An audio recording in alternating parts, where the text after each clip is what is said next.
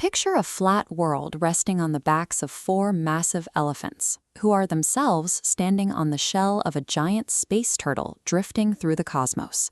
This is the Discworld, and right now it is drifting toward a glowing red star that threatens to burn it all to ash. Down on the ground, the city of Ankh-Morpork has descended into total panic. Mobs are rioting in the streets, apocalyptic cults are burning magic books, and the sky itself is turning an ominous blood-red color as the heat rises.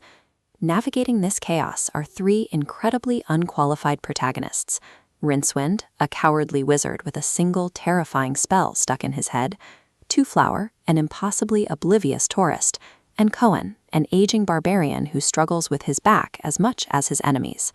Fantasy tropes usually rely on fearless warriors with magical swords, but the Discworld functions on a different logic. The story focuses on the resilience of flawed, messy, and ordinary people caught in a world that makes no sense. While the rest of the city panics, an ambitious wizard named Trimon sees an opportunity. Using the riots as cover, he quietly locks the senior wizards of the Unseen University in a basement dungeon. With the elders out of the way, Trimon goes after the Octavo. This ancient book contains the 8 great spells that shaped reality itself, and Trimon intends to harness all of them to seize total control over the universe. The Octavo actively fights back. It is heavily chained and radiating dangerous, crackling energy. Sparks of purple magic fly off its pages, and the book twists and resists as Trimon physically forces it under his arm. The most potent force in creation is now in the hands of cold, calculating ambition, and the only person with even a technical chance of stopping it is Rincewind, who is currently busy running away as fast as his tattered sandals will carry him.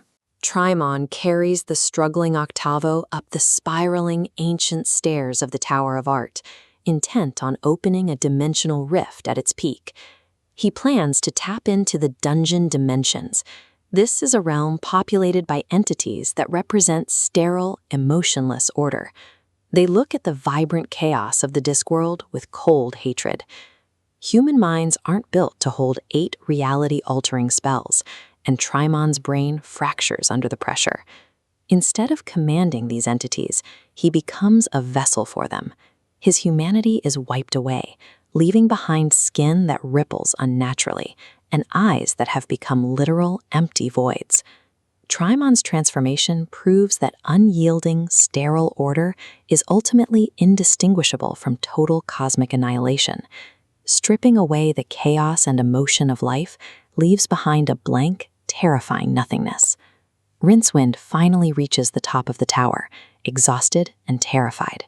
He finds Trimon offering him a choice: surrender the final spell trapped in his head or face a lifetime of cosmic torture.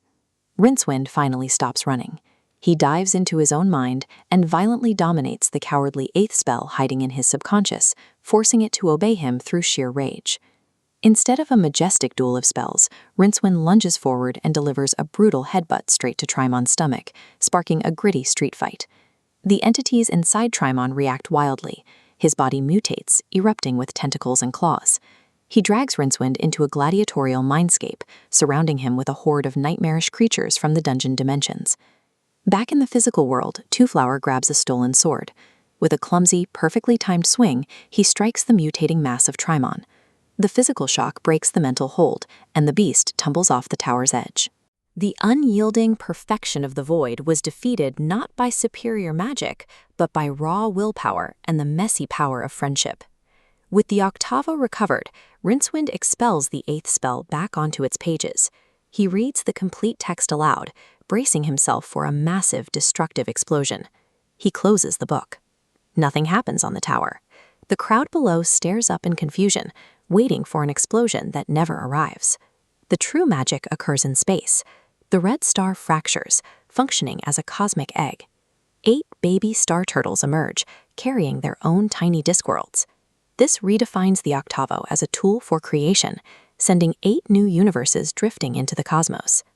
The remains of the red star shrink away into the distance, and the familiar golden sun rises over a saved Ankh-Morpork. With the crisis over, Twoflower realizes his journey has reached its end. He tells Rincewind that the ultimate purpose of traveling the world is to eventually return home to remember it. He boards a ship heading across the ocean, but leaves a parting gift behind on the docks.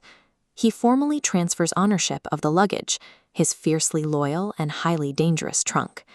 The Discworld celebrates the unpredictable, the cowardly, and the small. This commitment to messy, vibrant life was the signature of Terry Pratchett, who proved that the ordinary is far more magical than the legendary.